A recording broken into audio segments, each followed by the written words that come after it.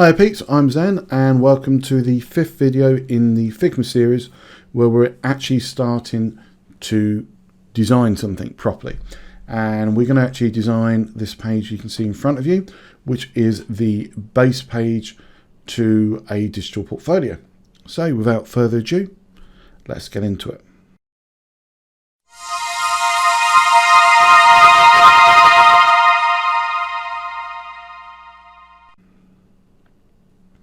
Okay, so two questions really arise here. The first one being, what is a base page? And second one is, what is a digital portfolio and why are we creating one? Well, first of all, the base page is a starter page. It is a page which has all the elements that will exist on every single page, okay, in your website. Because we're doing a digital portfolio here, there's not going to be a huge number of things on it. In fact, we've just got this background image and a navigation bar, but you'll find on a lot of websites we might have a footer with links to social networking, we might have a login form, we might have loads of other bits and pieces on the page. Just that this is a very nice and simple one, so there aren't going to be that many. And then when we are building a website, we would load the base page, resave it as another name such as the home page, and then we just add the new content on that page.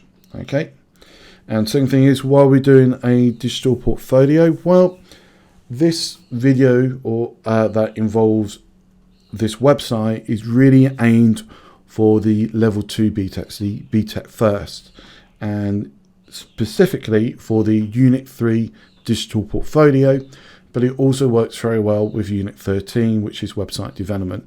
And in fact, in most centers they'll use the digital portfolio for the website development Unit 13 as well, so you get sort of double points for it. If you are doing the level 3 BTEC, then don't worry. This video is still useful for you. In fact, the whole series of videos is useful for you. It will help you understand the basics more before we go into the more complex things that we'll see in the holiday website that we'll be making a bit later on. So don't worry, you're not being missed out. We're still doing with you, but let's start with the basics first. Okay, so now we've got that out of the way. The next thing we have to talk about is the dimensions of our website. We have talked about this a few times before. Because it is for the level 2, so we're not looking at mega complex websites, we're basically going to try and keep this all in the one frame. And what I mean by that is we're expecting to try and make this on a no scroll website. So no horizontal scrolling anyway, because that's a big no-no, but no vertical scrolling anyway. We're going to try and keep everything into this, the area that we can see. And like I say, for a digital portfolio, this should be fine because, for the course that we're talking about here, there's not going to be a whole lot of things that we're going to be needing to put onto our website. And it just makes it easier design-wise for us as well. So the next thing we've got to consider is, like I said before, how big is our web page? Well, we have to assume that most people will be looking at this through their desktop browser. Now, technically that's not true because most websites are now viewed through a mobile phone, but that's a bit too complex for what we're doing here. So we're going to assume a desktop presence. We're going to assume that most people are viewing using a full HD screen, so that is 1920 pixels across the screen and 1080 pixels down the screen. Okay, and that is our starting point of deciding how big our website should be. Most websites do not take up the full length or the full width of the web page. Okay, and you can see that is not the case here. Now this web page is going to be done using columns, and that is going to be the driver to work out the width. The height we're going to set at 1024 simply because that is one of the defaults in Figma. Okay, so we're going to create this. It may not be a perfect recreation because I think these are a little bit thick, these these circles are a bit too thick, but we'll get close enough. Okay, so let's get back to Figma. So here we are with Figma loaded. You can see I'm logged in, and as you can see at the moment I've still got my Seats project there with only a page left. And what I want to do is, rather than work within Seats, I want to create a new project for the digital portfolio. So the way to do that is that you normally get the new project up here, but because I'm already inside one, that's not showing. So what I do is I click on the Seats project here, and now the new project button is available. So I'm going to click on that, and we're going to call this digital portfolio number 1, because you never know, we might make another one. And then we're going to create that project, and here it is. Okay, so we've now got the look around project and the digital portfolio 1 project. And as you can see, next thing we need to do is create a new file. So we're going to click on that, we'll let it load up. And here we have our blank canvas. So the next thing we need to do is to create our frame, which is like the canvas that we work on. So we click on the frame icon over here, come over to the right, and we can see we've got our options. Now I'm looking for the desktop one, which is at 1440. And you can see it's got the height of 1024. So I'm going to assume that 1024 will be compatible in both Chrome and Firefox. If it's compatible in those, it should be compatible in the other ones as well. So I'm going to click on that, and it's at 1440 by 1024. That is going to be a bit too wide for me for today. Okay, and I'm going to be honest, I've done all my mathsy bits a bit earlier on before this, but this is what we have to sort of work with. However, before we start changing that, we're going to do the reset of 0, 0. Okay, and like I said before, it really doesn't make a difference when using frame, but I just think it's good practice to get yourself into the right frame of mind, no pun intended. So just for convenience, what I'm going to do is, with this selected, see it's still desktop here, I'm going to change the fill to red. I'm not going to keep it red, just going to change it to red for the moment. And then I'm going to press the control button on my keyboard and then the plus button, okay, or that play button. And this will render it as a web page on its own. The reason why I've done the control is that I've still got the original one here and this one here. Now what's handy about this is that this is live, like we said before, so any changes I make here will be reflected on this one here.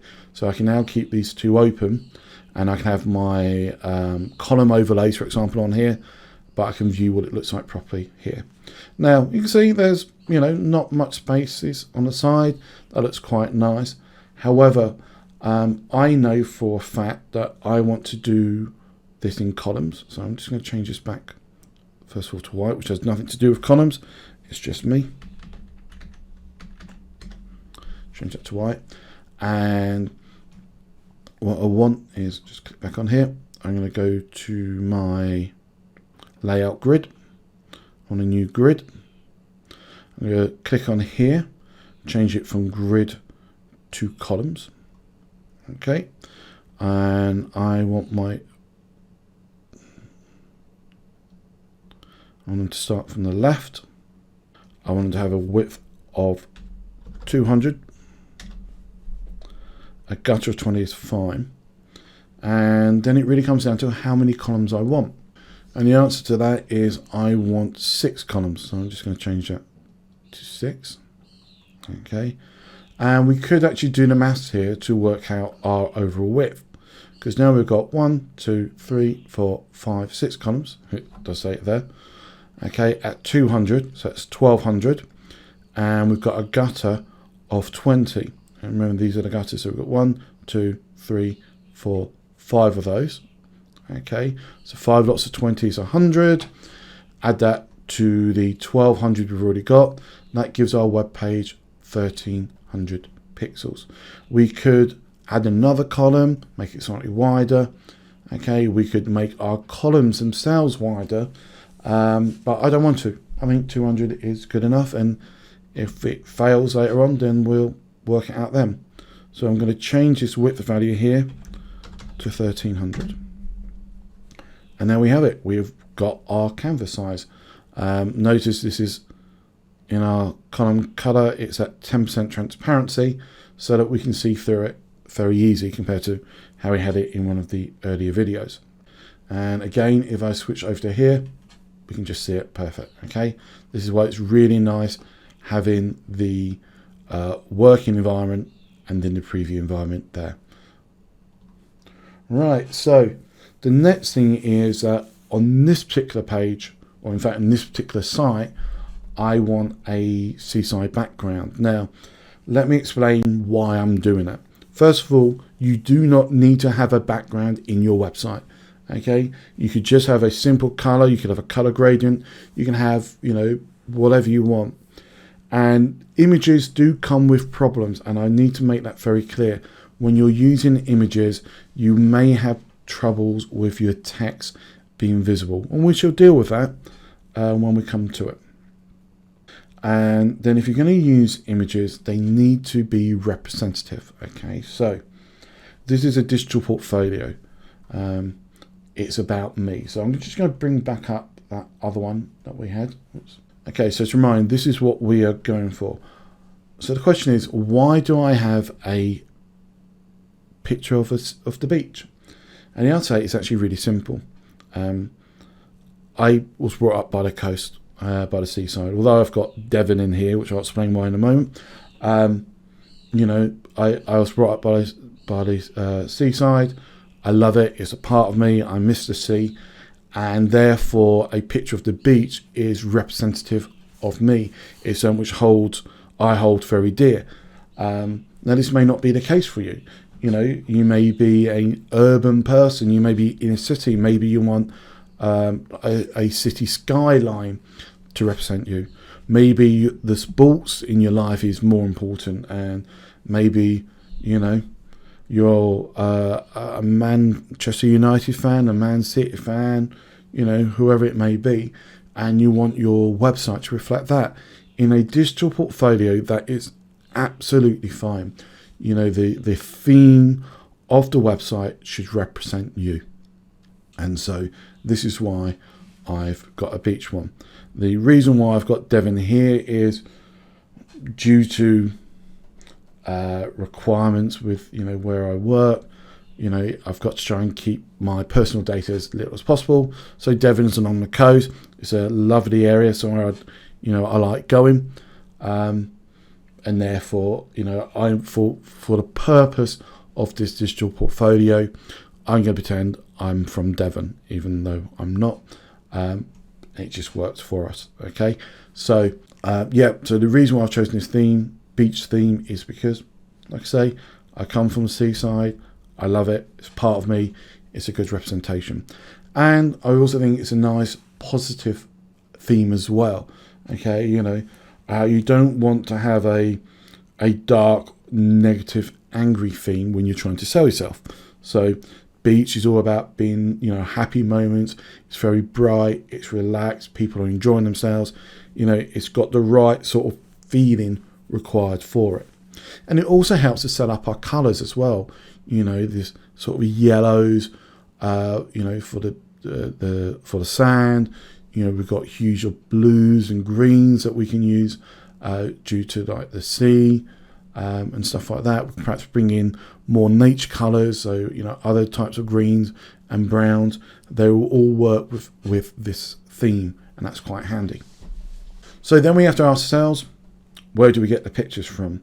And I've talked about this website before, which is called unsplash.com, and I strongly recommend you use it as much as possible for your images. Now, I appreciate that, like I said before, if you're doing something on, say, a football team, obviously you're not going to get those from Unsplash. You're going to have to get those from the relevant websites. But where possible, any images that you're using Unsplash is a really good idea because they are copyright free. Okay, and that is a very important part, especially within again, the level 2 course, where you have to specify where your images come from and if they're copyrighted or not. So let's just quickly go to unsplash.com, and here we are in unsplash.com, and we're basically going to find that picture that I use, and it's really easy to find.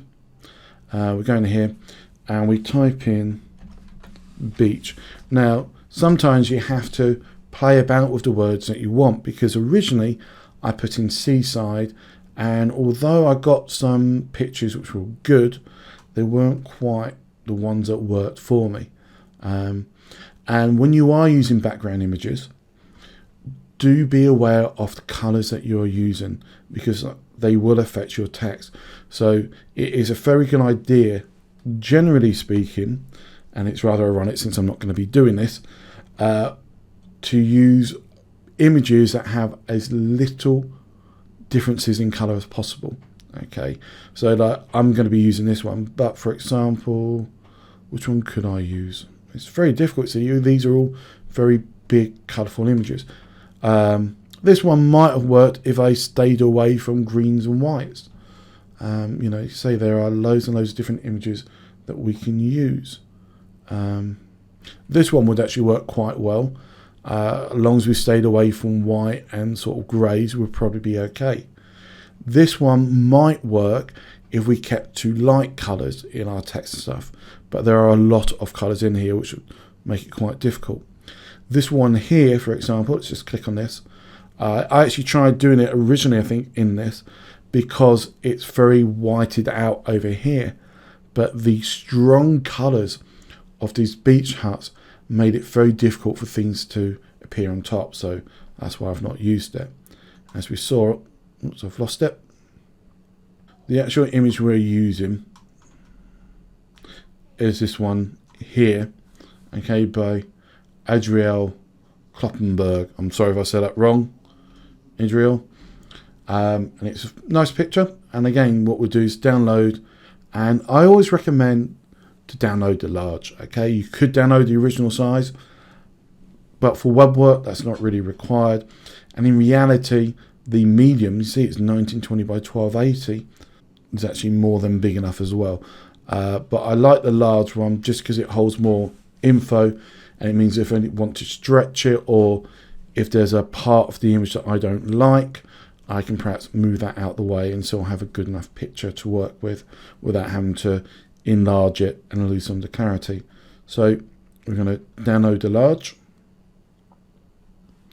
and yes, let's say thank you to Adriel.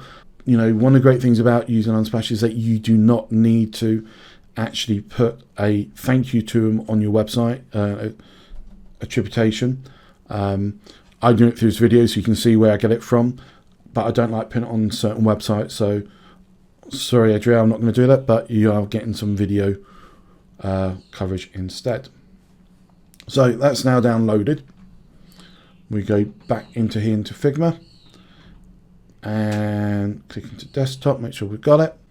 Okay, so to add our image, we're going to go to the rectangle tool, click on the drop down menu, select place image. We're going to select our image, we're going to set open, and what we're going to do is just click and let go. Now I'm going to use the control key and my mouse wheel to zoom out. We can actually see this is, like we said before, it's a really big image. So I'm going to press the shift button because this keeps the aspect ratio, and I'm going to shrink it down until it fits. Okay, now it doesn't fit completely because we can see now we've got it with the width, which is roughly the same. It's not quite because it's at 1293. So let's just zoom in a bit more. Zoom into 50%. Let's go a bit more. Zoom in. So the important thing is that we've got it at X is 0 and we want its Y to be 0 as well. So it starts at the top right hand corner. And now what we're going to do, let's actually zoom back out a bit, is we're going to grab this bottom right hand using the shift button. We're going to click and continue to drag it. Okay, so it fills up the whole thing. Now we get a lot more blue sky and we don't get much sand. Okay, so this is one we can go and can click and carry on dragging it, but now I'm going to lift it back up and across until I get a bit which I'm more happy with. And let's say, to me, we can make it even bigger, because I quite like this sort of detail off the sea. Let's move that to about there. Okay, so you can see with a much bigger image we can play about with it to get it more with what you want.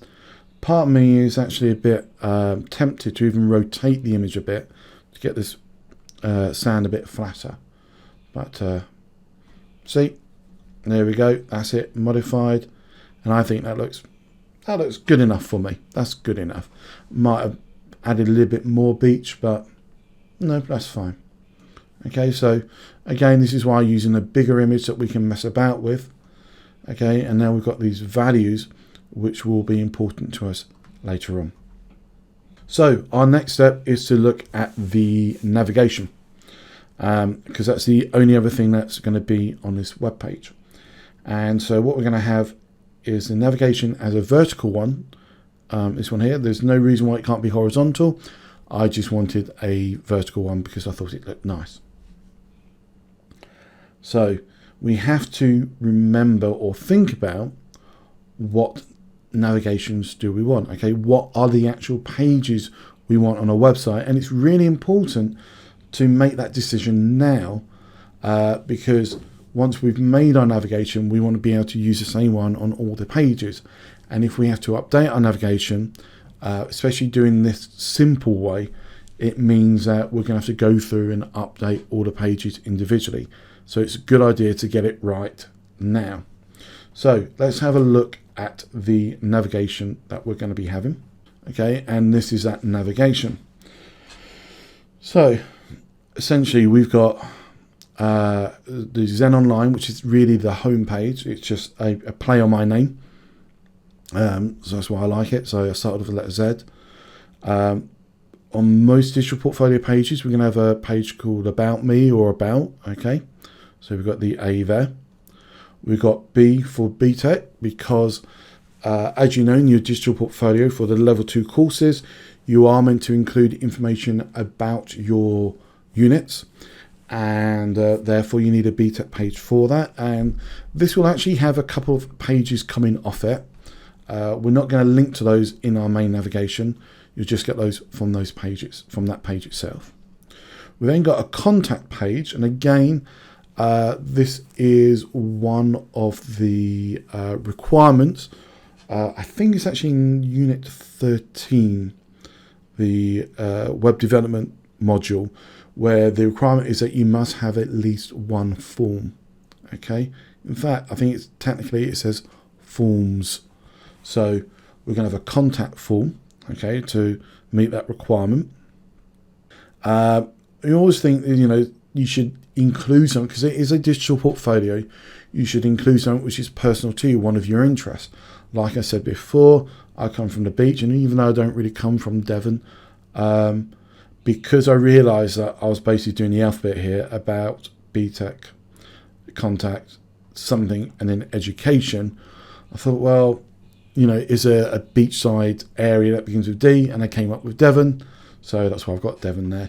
You don't have to do the alphabet, it's just, I'm weird, I thought it looked good. So D for Devon. So this is an extra bit of personal information.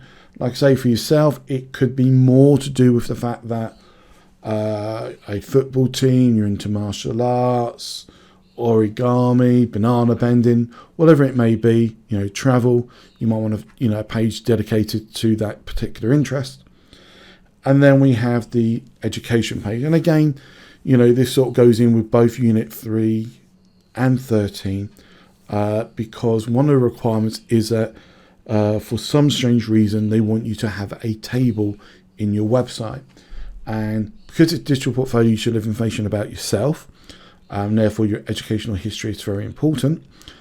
So we can put your grades in here, and we can actually put that in a table so it fulfills that criteria as well.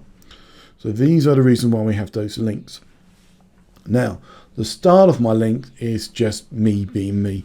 It could have just been normal text, just straightforward text. That wouldn't have been a problem at all.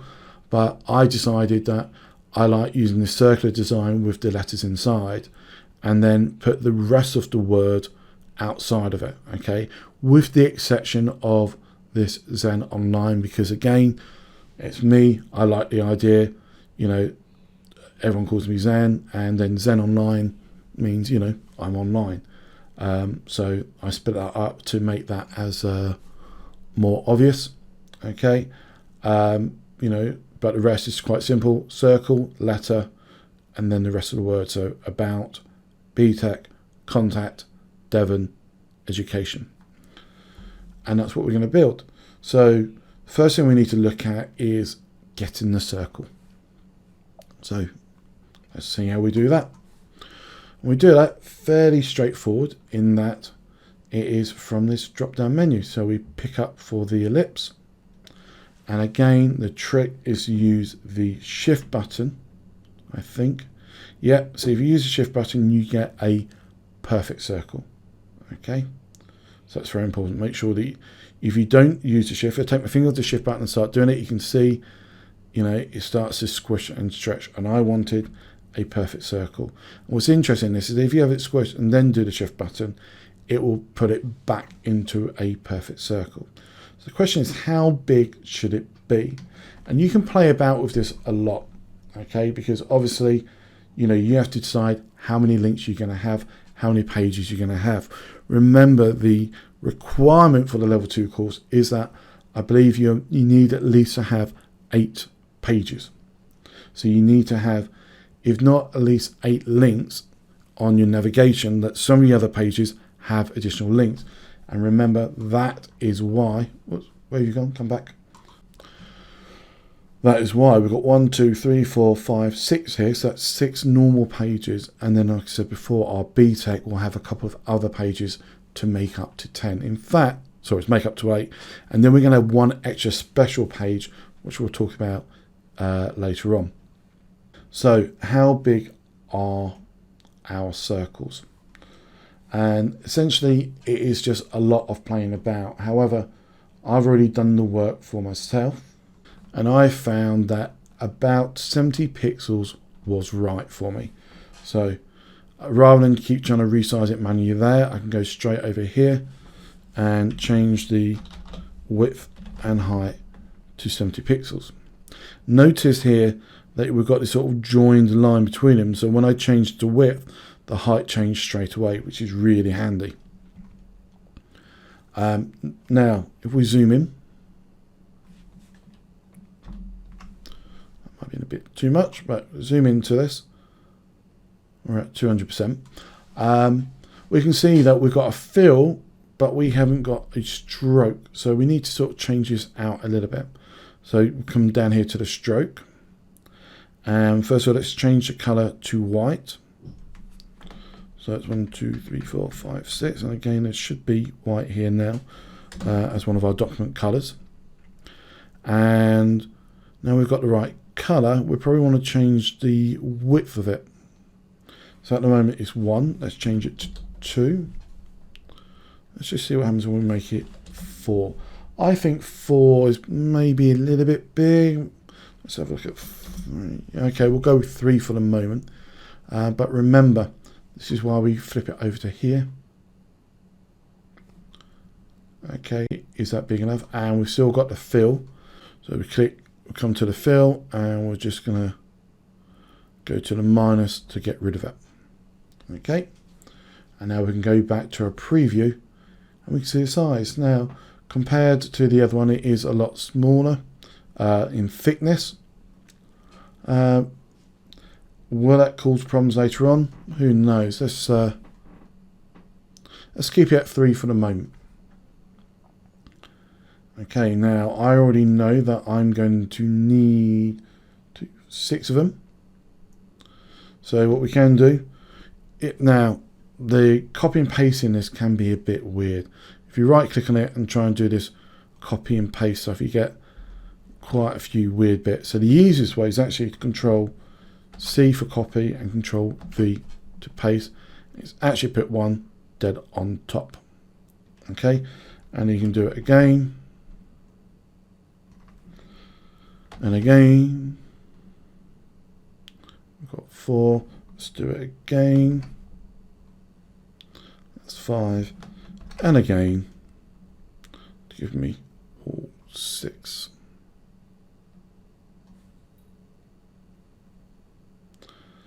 Okay, so one of the problems we might have here, and let's just zoom it out a bit. Nice one, Sherlock. Let's go zoom to fit. All right, one of the things we've got to be careful of is not coming down to here. Okay, because it's not that we care about the actual height of the page as per se. What we're worried about, and you can perhaps just see it here with the cloud bit. Let me just go over to this one. This is pure white, this rough part of the sea. And we'll lose the circle definition. So this is one of the things that you've got to be careful with the background, is making sure it's always visible. And we can even see here with that cloud, we're starting to lose some of the visibility. Okay, so sometimes we have to be careful and, you know, make sure that they're not you know, they're not too far down, stuff like that.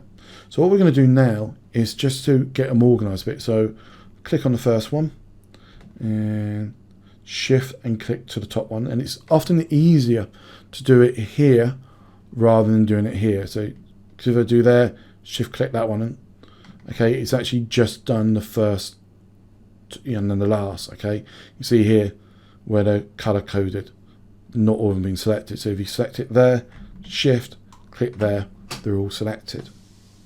Now what's really handy is if we go over to here, we can use this tool to make sure they're all horizontally in the right place. And what we can also do is, if I just do this drop down menu, we can distribute the vertical spacing. So that means they're all the same distance apart. Okay, and we can now also, while we've got them like that, I think, yeah, we can move them as a group to where we think they should be. And like I say, we don't want them down here. We don't want it right at the top, because that looks, was like a little bit of sort of padding in. So somewhere around here, I think looks about right. Okay. Now, it goes against some of my inner OCD-ness, because the X is 66 and I'm like, oh, I don't like that, I want to make it 65. In fact, that's what I am going to do. Just select them all, and I'm going to change the X to 65. And Y is mixed because obviously they're being distributed differently. Let's click on the top one, and that's 52. I wouldn't mind moving them up a couple.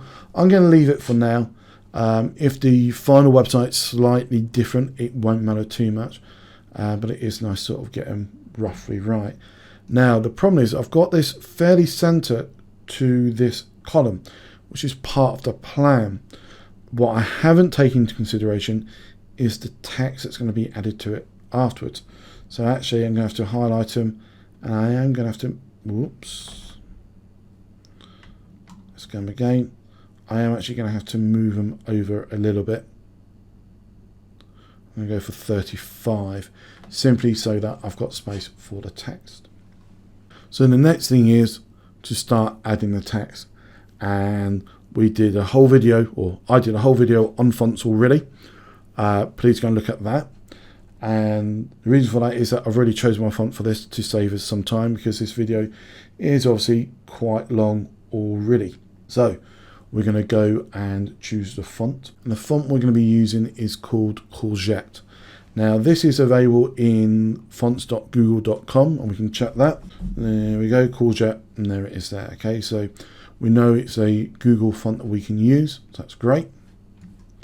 So what I'm going to do is use the text tool. I'm just going to click here for the moment, and I'm going to put in the letter Z, and we can see it's very small. So I'm just clicking and highlighting it, and we're going to change it. So we're going to go from Roboto. If I type in C You can see we can actually start typing in the word courgette, and because it is available, it gets selected. And then we're going to change the size of this to font size 60. So we go from regular. Now you'll notice that 60 isn't an option. Okay, so you can actually go and manually type in 60 for it. We can see the color's wrong, so we're going to change the fill, and we should be able to choose white there. There we go. And so now I've got my Z. Let's just click, and we can move that in there. This is a little bit of work here of trying to get it in the right spot. Now we can shrink this text down. What I want to try and do is get it sort of sat as center as possible within the circle. Okay, you know, you could do it, so I think this is why I had the circles from the demo one larger. Sorry guys, just had a phone call there. Let's get ourselves back to this. Here we have it more or less in center. So I could make this a bit bigger. I'm going to leave it as it is for the moment. The one thing I will say is that we really want to start grouping these up, and what I mean by that is that, said here, if we look at the layers that we've got, where is the circle? See, it's with ellipse 1. So what I'm going to do, I'm moving ellipse 1 up to the letter Z, okay, because that means, you know, we've got it nicely grouped up. And we want to do this for all of the other letters as well. And again, I'm going to cheat a bit. I'm going to select the letter Z, do a Control C for copy, V for paste, and then I can move this one underneath. You can see all these little values, these little bars telling me I'm in the right place. However, when I change the letter to A, it may not quite be the same. You have to, you see how it sort of slides off. Oops. Remember to keep this locked. I want to try and lock this background image. Okay, so I, you know, might want to move it around just a tiny bit, just so, again, you see it's off the edges, just. And again, we can do Control V again. And change this letter to B. And is that in the right place? Let's bring it down a bit. That looks a lot better for me. Control V again. Let's change the letter to C. Scroll down a bit. And is that in the right place? Let's have a look. Let's just move them around a bit. Yep, see now, part of me thinks that I might make B and C slightly bigger. Okay, because we can see there's quite a lot of space around both of these. So let's have B selected, and it changes up to 64. And you can see that it just fills it up just a little bit more. In fact, let's try going for 66.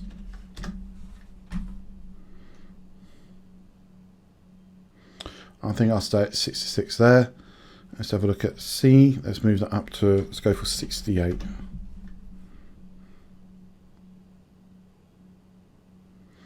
Okay, you see that I'm going to break the same rules everywhere else, because I want to see it's just off center there. I want to try and get it so it looks about right. Okay, and then let's do another paste for another letter Z. Let's bring it down here. And this one's, of course, it's going to be E. Now, should it be that E? No, it needs to be a capital E.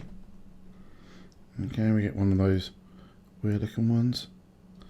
Again, let's move that one up to 66.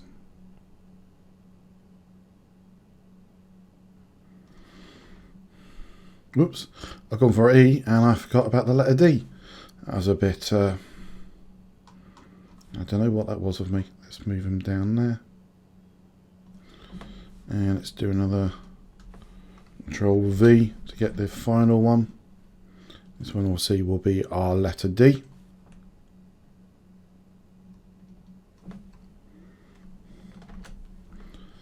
And again, let's move them up to 60.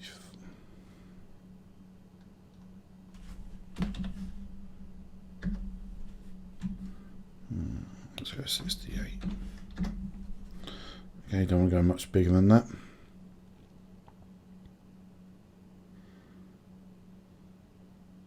Okay, that's about right there. Good enough for me there. Okay, and again, remember we want to match these up. So this one needs to go to A. This one to B. This one to C.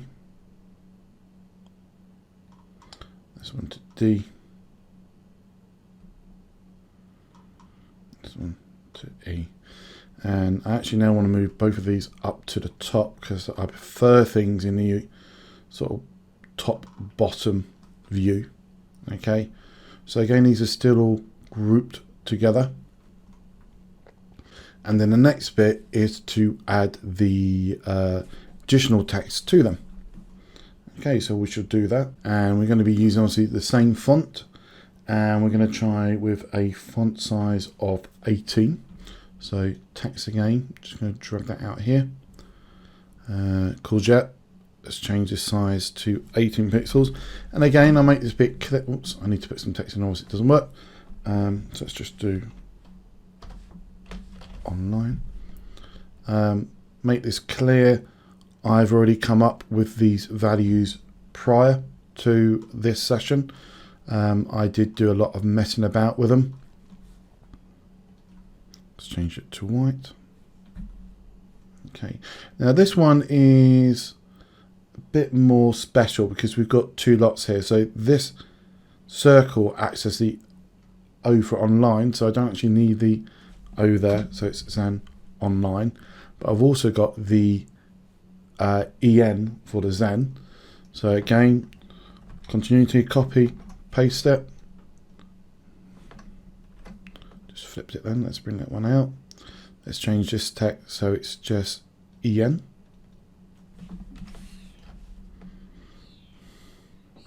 And you can see that there, to me, I think this is a fault within Figma.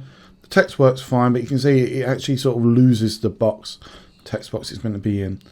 And we don't have to worry too much about that. So there we have it, Zen online. And then again, another Control V. This seems to happen when you do a lot of copy and pastes. So this online becomes OBUT for about. And again, let's try and get these things together. So about here should be with the underneath the letter A. Okay, so Z, Zen, and then online. So we've got Zen, online, and the ellipse. That's fine.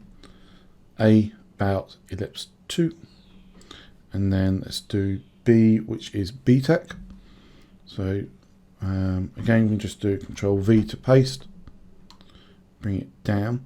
Now, unlike the others, we want the BTEC to be in capitals because they stand for things. Okay.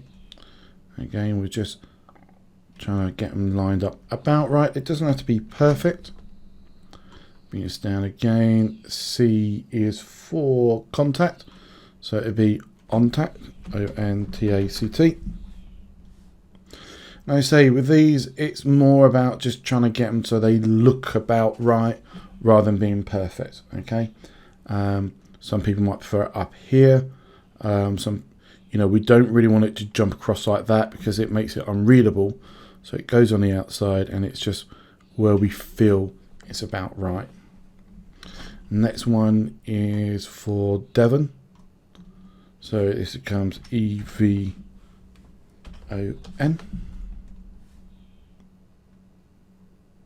And then one more, Control V. And this one's for perhaps the biggest one, which is education.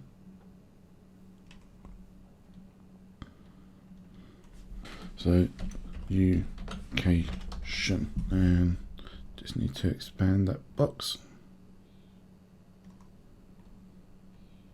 And again, you can see these are all over the place. So B Tech, Devon, Education, and then Contact. Okay. And then we go over and see what it looks like. Give it a moment to catch up. There we go. And we can see that's what it looks like. Now we can see here we've got a problem with Devon. Education surprisingly comes out quite nice and visible. Like the Zen Online, Education is very visible. Bounce not bad, BTEC's okay. Contact you can see because it's getting a bit white in the background. We can see that Devon gets really difficult to see.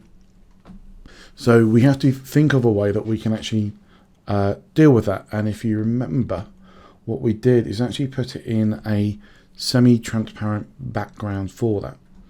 Okay, so one of the things we can also do is just to clean this up a bit so we can move things around a little bit more freely if we want to. So I'm clicking on a Z and I'm shift clicking down to the Eclipse 1. So that basically, yes, thank you for that. That basically highlights all of those, and we're going to right click and we're going to group them. All right, I think they're all in the right place, so that's good for me. I'm going to do the same for the About. I'm then going to group that selection. Same for the BTEC. Group. Same for Contact. Where is it? Group selection. In fact, I could have done this before and then copied and pasted this selection down and then gone in and changed the individual text, but you know, sometimes it's better just to do it this way. So group. And then group. And then what you can also do is also select them all and group the whole thing, and that makes it now easy for me to move all of the navigation around in one part. But if I ever need to go in and change one bit, I can still go in and select them and move them about if needed. But it does make it easier for me to now move this around, so that's something that's worth remembering. But we also said that we wanted, in fact what I'm going to do is actually just undo that group. I'll explain why in a moment. So ungroup. Okay, because I want to add the semi-transparent background to it. And so to do that, what we're going to do is, first thing we want to do is just click on desktop and get rid of, or just hide for the moment. Okay, so the background, so we can actually see what we're doing a bit clearer.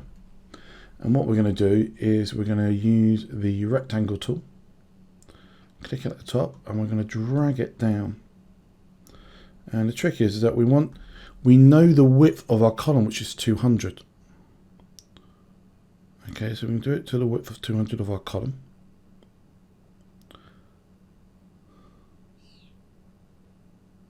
We won't worry too much about the height for a moment, but what we'll do is drag that down to the bottom. Okay, so it's below all of our text, and we can see now that we need it just that bit longer because it's not very clean like that. So about there, I think it will look okay. Just flip over here. All right, obviously we're not going to leave it grey. We're just doing this so we can actually see how it looks. And I would say that's okay. It'll do. And now what we're going to do is to change the colour. So we're going to go into the fill, and you know, the trick here is often to use a colour similar to the background and then use a transparency colour. So we're looking at something in the blue and we want the transparency down to about 50. And we can sort of mess around, and you can see here, especially with the Devon that we talked about before, how much easier it is to see by having this, you know, this, I was going to say solid colour, but it's not because it's got a transparency, but a single colour on it. And we can see how much easier that makes it viewable. Now, the actual colour I'm going to use, I'm going to use a hex value, which is 8D ADCA, and at a 50% transparency.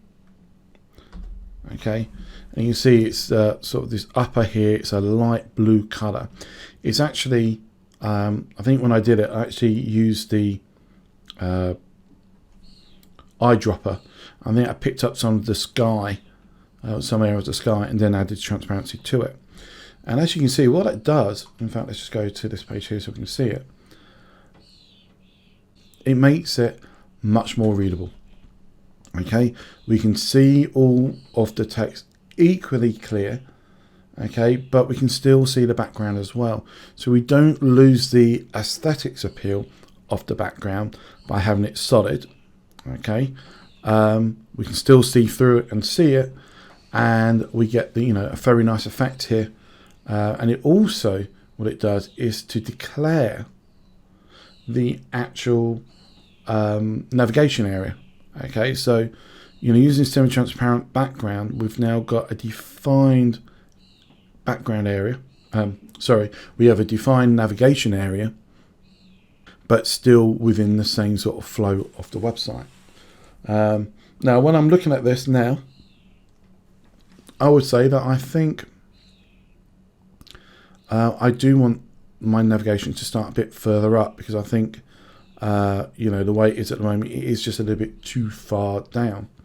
And remember, because I've now grouped these, that does make it a lot easier. I can just click that group. I'm going to use the shift button and the up arrow. So that's about 3 clicks up. Okay, and then I'm going to move this one up by 1, 2. And basically what I'm doing is just adding some space now between them. Right, so we can see here, the height is 70, and it's always the height here should be, well, actually this one's 73, but that's because I don't know, actually it just starts a bit further up. What we can do now is sort of say, okay, well, I don't quite like this distance here, and we just view it over here. Just wait for Untitled to disappear. Okay, so this is quite a nice distance there. So I'm going to try and work out what that is. So this is, in fact, I can click into the ellipse, and we see that the Y starts at 22. I click into the ellipse in 2. And so it doesn't have to be perfect, and this is 110. So we're talking about roughly a 90 difference. Okay, so that's 110. So we can make this one a Y of 200, and that means this one's going to be 290. That's close. So 290 plus 90 is going to be 380. And then I'll make this one 470. And now I've done that, we can see that I need to re-extend this to about there. Let's just take it down to 570, so we've got a clear thing. Go back to here, and I think that looks fine. And you can see now that even though education, even though education is in that the rough of the sea, because we've got this semi-transparent background, it still makes it readable. What I might do actually is to change the transparency from 50 to 60, so it's a bit harder, okay, a bit more solid if you like. And that just makes it that little bit more readable. So there you go. We now have the base design for our digital portfolio with the beach theme. There are a few minor changes I might do. You can see I think this E needs to be dropped down a bit. Same with the D, that could be dropped down a little bit. In fact, let's just, why not talk about it? Why not just do it? Let's click on E. There we go. Just move it down. There we go. Let's do the same in D, group into D. Where are you? Just move it down just a little bit. There we go. And then, as I said before, what we're going to do is we're going to select all the groups, including the rectangle, and then group them. And now we have a perfect, maybe, I don't know, a nice navigation that we can use. Another idea I could have done is to have used one of those lifesaver rings for this circle. Let's see if I can get one of those.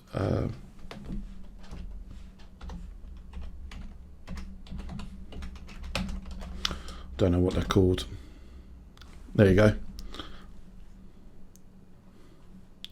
Now, if I could have got one of these which were deadly head on. Okay, they're just rings.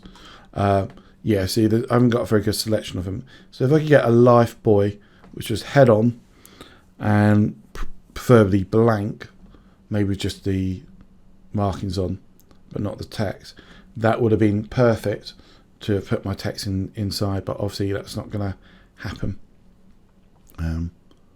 But there you go. So that is the base page that we will be using to design the rest of our pages. I appreciate this has been a long video, but hopefully it's been useful. Remember, obviously I'm going to do the skinny versions where I'll go through this a lot faster, but hopefully you've learnt something in this. As usual, please like, comment, subscribe, tell me what you like, tell me what you don't like. I don't mind you telling me it's rubbish. Please don't swear. I will delete any comments that have swearing in them. You know, but don't just tell me it's rubbish. Tell me why. Tell me how I can make it better, and I'll do my best to do so. As always, I'll see you next time. This is Sam signing out.